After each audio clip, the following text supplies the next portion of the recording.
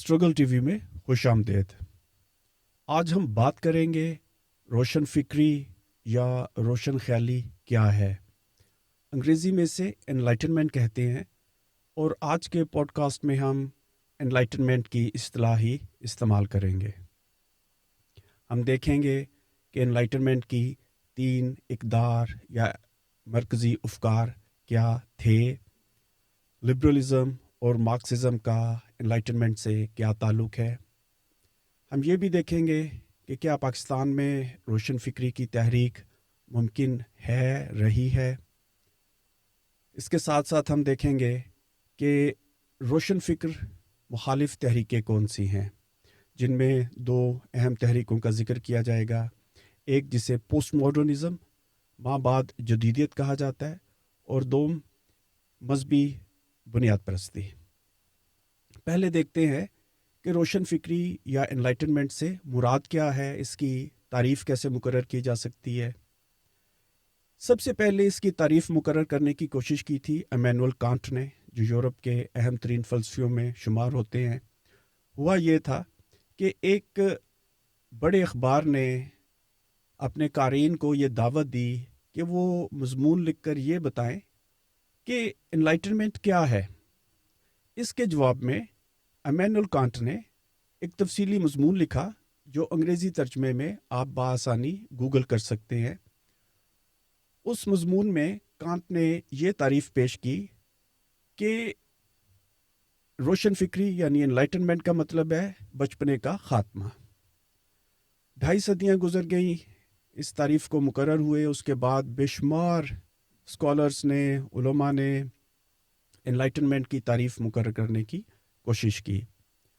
आज के पॉडकास्ट में हम इसकी तारीफ़ एक तो ये कर सकते हैं कि एनलाइटनमेंट एक अहद का नाम था, जो लगभग निशात सानिया यानी 16वीं सदी के 17वीं सदी के आखिर से लेके लगभग 1830 तक जारी रहा। दूसरा, हम इसको एक तहरीक के तौर पे देख सकते हैं, एक ऐसी तहरीक जिसने 3 बुनियादी इक़दार या कह लें कि समाजी नज़रियात के हवाले से तरवीज की, कुछ इल्म के साइंसी बुनियादी नज़रियात पेश किए और तारीख़ या इंसानी माशरे के हवाले से भी कुछ नई सोचों को फ़रोग़ दिया। इसकी जो पहली अहम सोच या कदर थी, वो थी यूनिवर्सैलिटी, आलमगीरियत। एनलाइटनमेंट के मरकज़ी फ़िलासफ़र ये बात कर रहे थे कि तमाम इंसान बराबर हैं, फ़िक्र की आज़ादी होनी चाहिए, सोच की आज़ादी होनी चाहिए और इजहार राय की आज़ादी होनी चाहिए। और ये बातें सिर्फ यूरोप के लिए नहीं है, ये पूरी दुनिया के लिए सच है। दूसरा, प्रोग्रेस, तरक्की मुमकिन है। इससे पहले ये तसव्वुर पाया जाता था कि तारीख़ या तो दायरों में घूमती रहती है या वो एक ही जगह पे खड़ी है, कोई तरक्की, कोई तब्दीली मुमकिन नहीं है। एनलाइटनमेंट के फ़लसफ़ियों ने इस सोच को बदला और उन्होंने बताया कि देखो, इब्तदाई तारीख़ में इंसान जंगलों में रहता था, फिर उसने पत्थर के दौर में आहिस्ता आहिस्ता ज़रई दौर में कदम रखा और इंसान तरक्की करता हुआ आगे बढ़ा। और अगर हम दलील की बुनियाद पे, अक्ल की बुनियाद पर कोशिश करें तो इंसानी समाज मज़ीद तरक्की कर सकता है। तीसरी अहम फ़िक्र या कदर ये थी कि इल्म की बुनियाद दलील होनी चाहिए। बिलखुसूस न्यूटन ने जो तरीक़ाकार वज़े किया, उसका तरीक़ाकार भी आलमगीरियत पर मबनी था। न्यूटन का तरीक़ाकार ये है कि अगर कोई तजर्बा और उसके नताइज बार बार एक जैसे नताइज ज़मानो मकान की कैद से आज़ाद होकर दे रहे हों, तो हम किसी कुलिये पर पहुंच सकते हैं। मिसाल के तौर पर हाइड्रोजन के 2 एटम ऑक्सीजन के एक एटम से मिलकर लातीनी अमेरिका में भी पानी बनते हैं, इंडोनेशिया में भी पानी की शक्ल इख्तियार करते हैं। 100 साल पहले भी पानी की शक्ल इख्तियार कर रहे थे, आज भी पानी की शक्ल इख्तियार कर रहे हैं। तो इसका मतलब ये है कि हाइड्रोजन के 2 एटम ऑक्सीजन के एक एटम के साथ मिलकर पानी बन जाते हैं। تو یہی نظریات بعد میں کسی حد تک جسے ہم سوشل سائنسز سماجی علوم کہتے ہیں ان میں بھی ہمیں دیکھنے کو ملے۔ اب سمجھنے کی بات یہ ہے کہ انلائٹنمنٹ کا مقصد کیا تھا۔ اس کا مقصد تھا کہ انسان بلکہ تمام بنی نوع انسان زندگی کو خوشی کے ساتھ، آزادی کے ساتھ، اطمینان کے ساتھ گزار سکے۔ اس سے پہلے یورپ میں اور شاید باقی دنیا میں بھی عام طور پر یہ سوچ حاوی تھی کہ انسان کی زندگی کا مقصد خداوند کو خوش کرنا، عبادت کرنا اور اگلی زندگی کی، اگلے جہان کی تیاری کرنا ہے۔ انلائٹنمنٹ نے زندگی کا مقصد اس زمین سے اور اس زندگی سے جوڑ دیا جسے انسان جیتے ہیں۔ دلچسپ بات یہ ہے کہ بظاہر عالمگیریت کی بات کرنے والی یہ تحریک دو بڑے تضادات کا بھی شکار تھی، ایک نسل پرستانہ اور صنفی، دوسرا طبقاتی۔ بہت سے اہم انلائٹنمنٹ تھنکرز یا فلسفی افریقہ کے لوگوں کے خلاف یا غیر سفید فام افراد کے خلاف زبردست نسل پرستانہ نظریات رکھتے تھے۔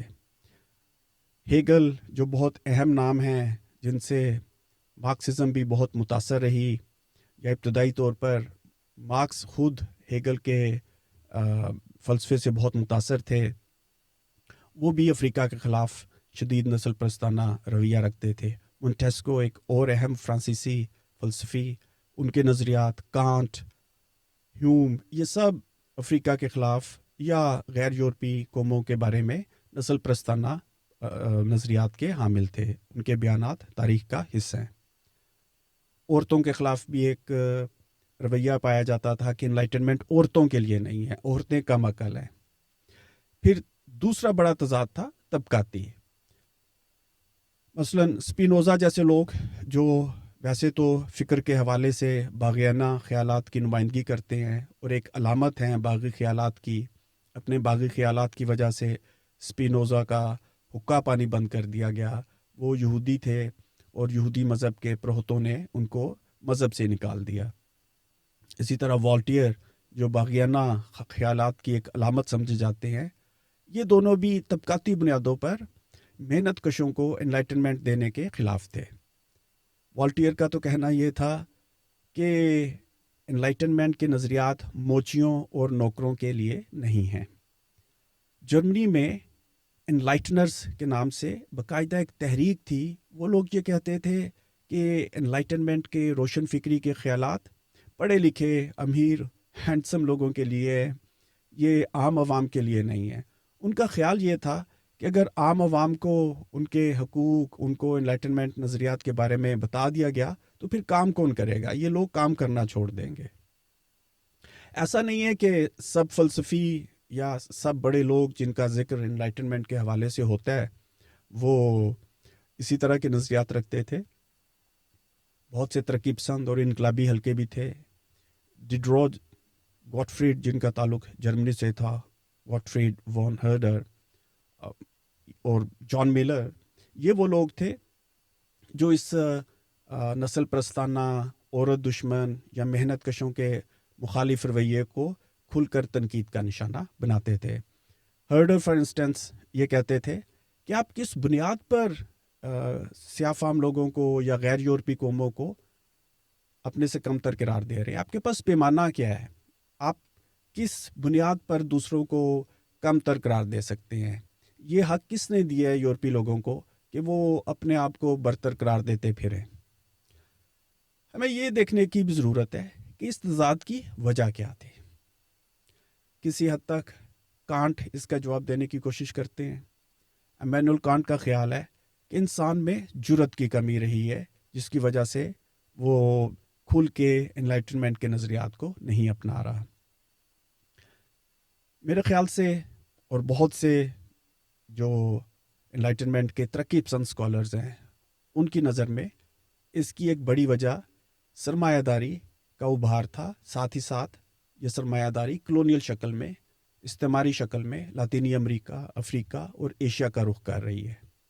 زیادہ تر انلائٹنمنٹ تھنکرز کا تعلق ان کے بالائی طبقے سے تھا، اشرافیہ سے تھا، یا کم از کم ان کی نوکریوں کا انحصار اشرافیہ پہ تھا. وہ سرمایہ داری سے اور کلونیلزم سے مستفید ہو رہے تھے، ذاتی طور پر فائدے اٹھا رہے تھے. تو اس تضاد کو حل کرنے کے لیے انہوں نے حل یہ نکالا کہ انلائٹنمنٹ یورپ کے لیے تو ٹھیک ہے، بالائی طبقے کے لیے تو ٹھیک ہے، لیکن کالونیز میں رہنے والے لوگوں کے لیے مناسب نہیں ہے، محنت کشوں کے لیے مناسب نہیں ہے.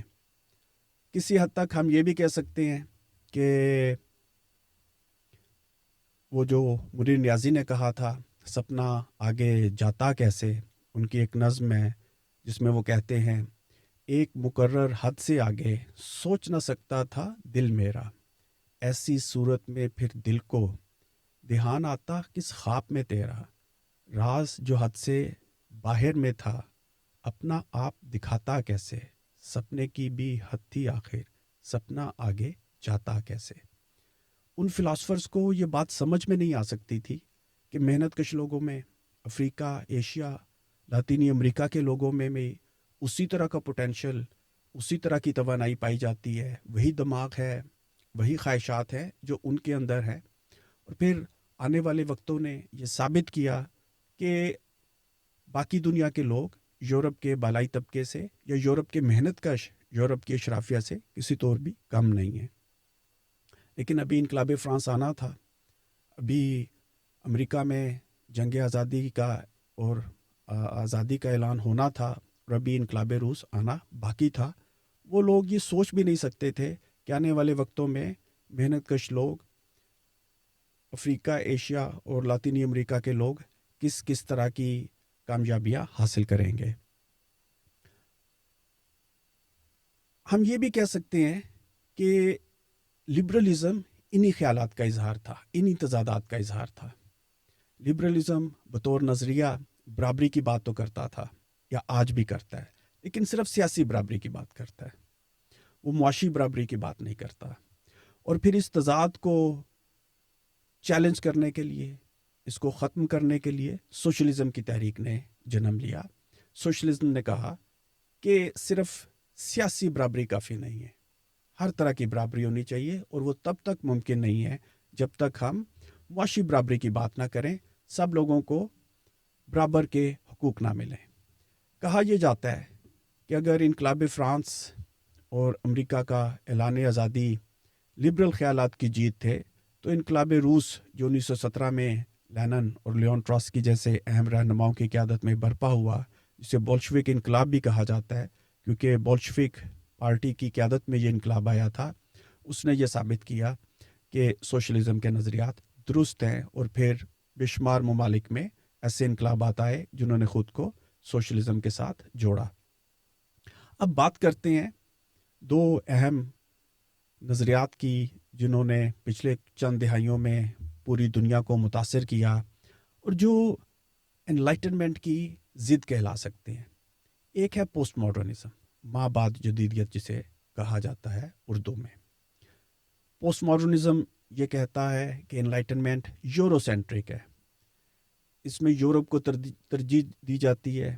یہ یورپ کے لیے شاید درست بھی ہو، وہاں بھی شاید درست نہیں ہے، لیکن یہ باقی دنیا کے لیے غلط ہے. اسی طرح وہ عالمگیریت کے اصول کو نہیں مانتے، وہ یہ سمجھتے ہیں کہ کچھ بھی عالمگیر نہیں ہے، کوئی نظریہ عالمگیر نہیں ہے. اب ان کو یہ تضاد نہیں نظر آتا کہ ان کا یہ دعویٰ بذات خود عالمگیریت کا اظہار ہے. اسی طرح ان کا کہنا ہے کہ سچ کی کوئی عالمگیر بنیاد نہیں ہے، ہر کسی کا اپنا سچ ہوتا ہے. بظاہر یہ بات درست بھی دکھائی دیتی ہے، اور میرا تجربہ یہ ہے کہ عام طور پر طالب علموں کو، نوجوانوں کو یہ بات بہت پسند آتی ہے، لیکن یہ بالکل ایک اہم کانہ اور غیر سائنسی بات ہے. بے شمار ایسی چیزیں ہیں جو عالمگیر ہیں. جنگ عالمگیر ہے، بھوک عالمگیر ہے، استحصال، جبر جہاں بھی ہوتا ہے ملتا جلتا ہی ہوتا ہے. انسانی جان ہر جگہ پر قابل قدر ہے، اس کی قدر ہونی چاہیے. انسانی حقوق عالمگیر ہے، جمہوریت عالمگیر ہے. خیر، اس پر ہم پھر کبھی تفصیل سے بات کریں گے. इसी किस्म की सोचों का इजहार मजहबी बुनियाद परस्तियों ने किया। हम देख रहे हैं कि 1960 की दिहाई में जब श्रीलंका में पहली दफ़ा बुद्ध बुनियाद परस्ती एक बड़ा सियासी चैलेंज बनकर सामने आई, तब से लेकर तमाम बड़े मज़ाहब ने बुनियाद परस्ती की सियासी तहरीकों को जन्म दिया, और ये सब भी यूनिवर्सलिज्म के ख़िलाफ़ हैं, आलमगीरियत के असूल के ख़िलाफ़ हैं। इनका भी यही कहना है कि सच वो नहीं है जिसको दलील मानती हो, सच वो है जो हमारी मुक़द्दस किताबों में लिखा हुआ है। या वो ये कहेंगे कि एनलाइटनमेंट यूरोसेंट्रिक है, और अगर वो इंसानी हकूक़, जमहूरियत, ख़वातीन के हकूक़ या इस किस्म की दीगर बातों की कभी बात भी करते हैं, तो वो कुछ इस तरह की बातें करेंगे कि यूरोप के लिए तो ये ठीक है, हमारे लिए नहीं। या यूरोप की जो तारीफ़ है इंसानी हकूक़ की, हम उससे मुतफ़िक नहीं, हमारी एक अपनी तारीफ़ है इंसानी हकूक़ के लिए।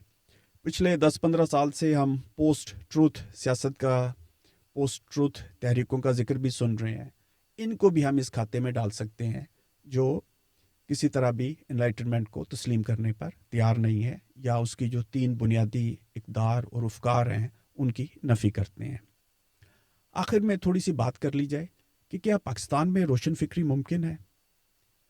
अगर तो तारीख़ का जायज़ा लिया जाए और पाकिस्तान के मौजूदा हालात को भी देखा जाए, तो हम ये कह सकते हैं कि दीगर माशरों की तरह, हत्ता कि यूरोप के माशरों में भी, जिन्हें आप एनलाइटेंड माशरा कह सकते हैं, वहाँ पर भी मुख्तलिफ़ अदवार में एनलाइटनमेंट के अच्छे दौर गुजरे हैं, जब एनलाइटनमेंट इक़दार ने माशरे को, रियासत को मुतासर किया, और हम कह सकते हैं कि वो एक बड़े पैमाने पर एनलाइटनमेंट की तरफ बढ़े।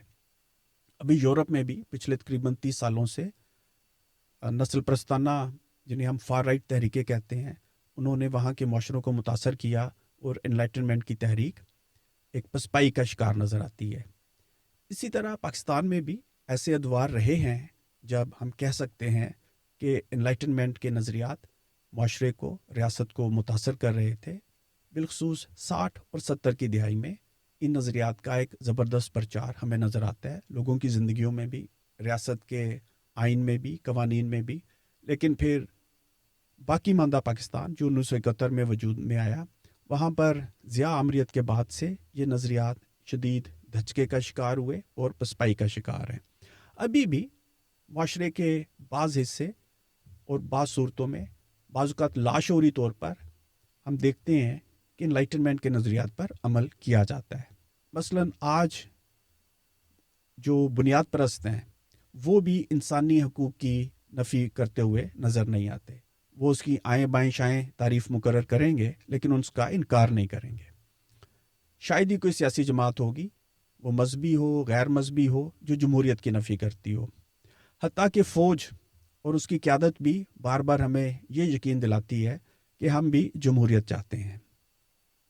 हमारे यहाँ रोशन फ़िक्र ख़यालात की सबसे बड़ी तरवीज हमारे शायरों और अदीबों ने की। मैं साहिर लुधियानवी के एक कते के साथ आज की इस पॉडकास्ट का ख़ात्मा करना चाहूँगा। साहिर लुधियानवी कहते हैं, मनोसलवा का ज़माना जा चुका, भूख और आफात की बातें करें। आओ परखें दीन के ओहाम को, इल्मे मौजूदात की बातें करें। पॉडकास्ट में साथ देने के लिए आपका बहुत शुक्रिया।